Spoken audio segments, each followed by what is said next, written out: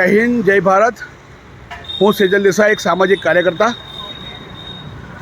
આજ રોજ આપણે ભરૂચમાં પાંચબત્તી વિસ્તાર જે આવેલો છે ત્યાં રંગ ઉપવન જે જગ્યા આવી છે તેની મુલાકાતે આપણે આવ્યા છે. એ જગ્યા ખૂબ જ ઐતિહાસિક અને જૂની છે. જે કહેવાય છે કે જૂના સમયગાળા દરમિયાન એ હાટ સમાન જે કાર્યક્રમો, સાંસ્કૃતિક કાર્યક્રમો અને બધા શો જે અહીંયા થતા હતા. હું પોતે 12 વર્ષની ઉંમરે આ જ જગ્યા પર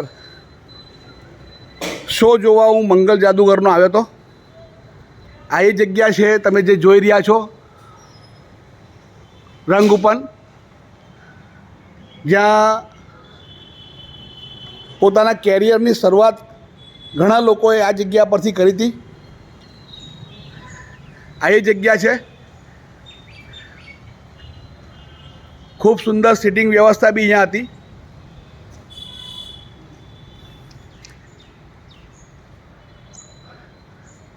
જેની આ દુર્દશા આજે આપણે જોઈ રહ્યા છે.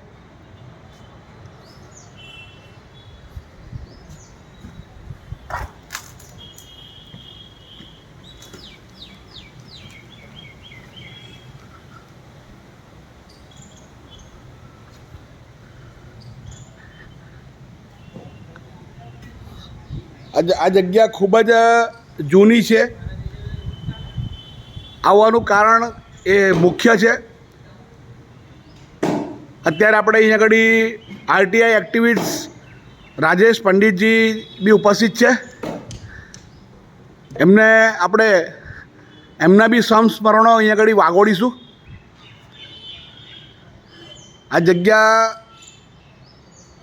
ખૂબ જ જાણીતી અને જૂની છે.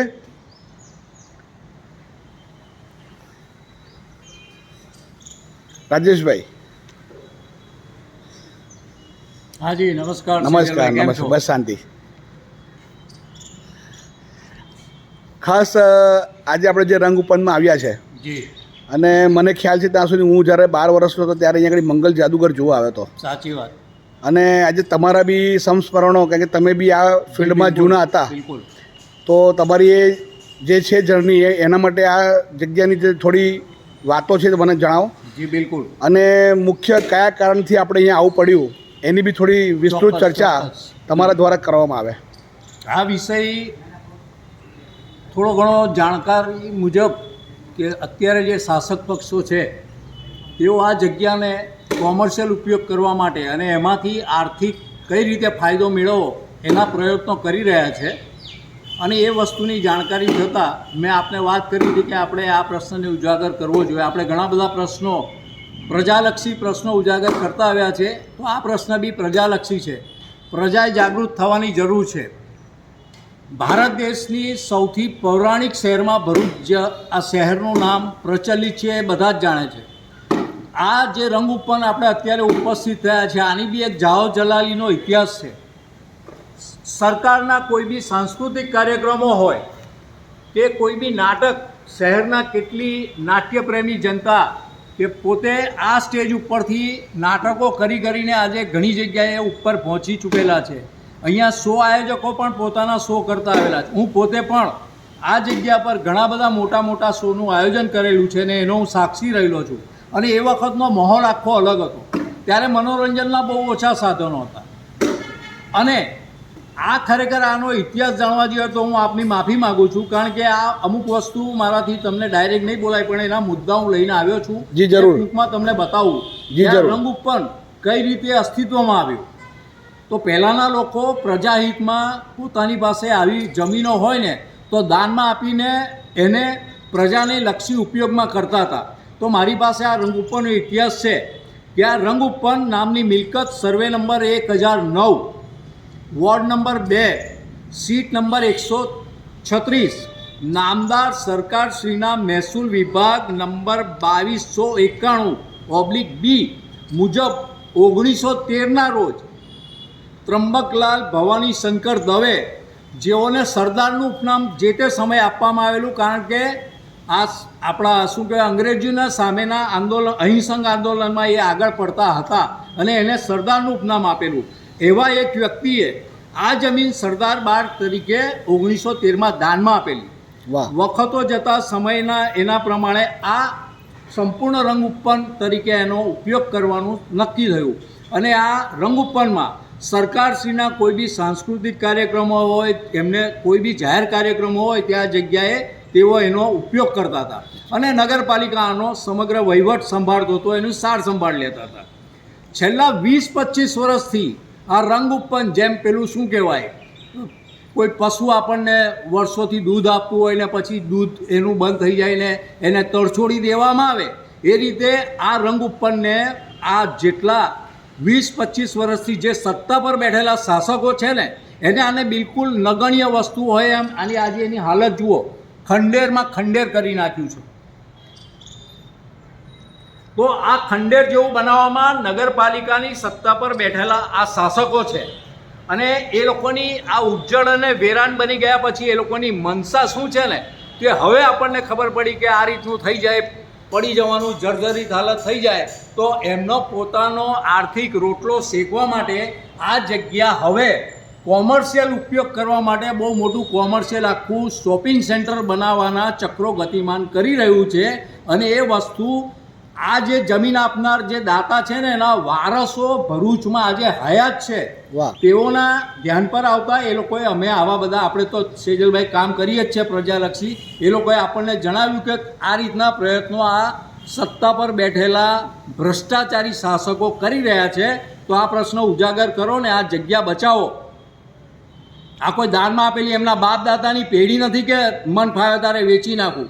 એટલે આ શાસકોને બી ખુલ્લી ચેતવણી કે આવા ધંધા કરતા હોય તો બંધ કરી દેજો. વારસો સાથે આને માટે, આને બચાવવા માટે અપવાસ પર ઉતરવાની જરૂર પડશે તો અમે ઉતરવા તૈયાર છે. બીજી વાત કહી દઉં કે નગરપાલિકાની કારોબારી સમિતિએ 12/1/2023ના રોજ આ જમીન ઉપર કોમર્શિયલ ઉપયોગ કરી શોપિંગ સેન્ટર બનાવવા ભલામણ કરી. એ કારોબારી અધ્યક્ષનું નામ મને ખબર છે, મારે અત્યારે બોલવું નથી, પણ સમય આવશે આ જેટલા કૌભાંડીઓ છે ને એ બધાના નામ ઉજાગર કરીશું. અને 21/1/2023ની સામાન્ય સભામાં ઠરાવ કરી દીધો અને આમના વારસો પૈકીના એક જાગૃત વારસદારે આ વસ્તુ ખબર પડતા એમણે કલેક્ટરમાં ફરિયાદ નિવારણમાં આ પ્રશ્ન પૂછી અને એનો ખુલાસો માગ્યો છે કે અમે લોકો આ રીતે દાનમાં આપેલી જગ્યાના અમે હજી વારસો હયાત છે, તમે મન ફાવે એ રીતે કેવી રીતે આવા ઠરાવ કરીને આ કામ કરો. એટલે કલેક્ટર સાહેબે અમને છેલ્લી જાણકારી મુજબ આ ઠરાવ રદ કરી, ઉચ્ચ અધિકારી જે તે બેઠા હશે તેણે આ ઠરાવ રદ કરી યોગ્ય કાર્યવાહી કરવા જણાવેલ છે. પણ આ તો તમને ખબર છે ને કે આજનું આ સત્તા પર બેઠેલા શાસકોનું પેટનું પાણી ના હાલે. અને આજે અમે કહી દઈએ છીએ કે જો આ કલેક્ટરના હુકમ છતાં બી જો આ રીતના પ્રયત્નો કરશે તો અમારે આંદોલન કરવું પડશે, તો આપણે કરીશું. કારણ કે હું બી એક કલાકાર જીવ છું, મેં આ જગ્યા પર ઘણા બધા પ્રોગ્રામ કરેલા છે. હેલન, કલ્પના ઈયર, મેલોડી મેકર્સ ઇન્ટરનેશનલ આખું ગ્રુપ છે, એ બધાના શો અહીં કરી ચૂક્યો. મહેશ કુમાર, નરેશ કુમાર બી આવી ચૂકેલા છે. કેલાલના શો અહીંયા થયા છે. ઓહો. અને પ્રજાએ મનોરંજન માણેલું છે. અને આ જે જાગૃત નાગરિક છે એમણે આ ઉપરાંત પ્રાદેશિક કમિશનર કચેરી સુરત, ગુજરાત નગરપાલિકા અધિનિયમની જોગવાઈ હેઠળ જોગવાઈની કલમ 258 હેઠળ ઠરાવ રદ કરવાની માગણી પણ કરવામાં આવેલી છે. હવે એ જે કમિશનર કચેરી જે કહેવાય પ્રાદેશિક કમિશનર કચેરી સુરત, એ શું નિર્ણય કરશે સમય બતાવશે. પણ અત્યારે અમે શાસકોને ખુલ્લી ચેતવણી આપીએ કે જો આવી આર્થિક ભ્રષ્ટાચાર કરીને આ જગ્યાને બારોબાર વેચીને પોતાના ગજવા નાણાંથી ભરવા માગતા હોય તો બંધ કરી દેજો.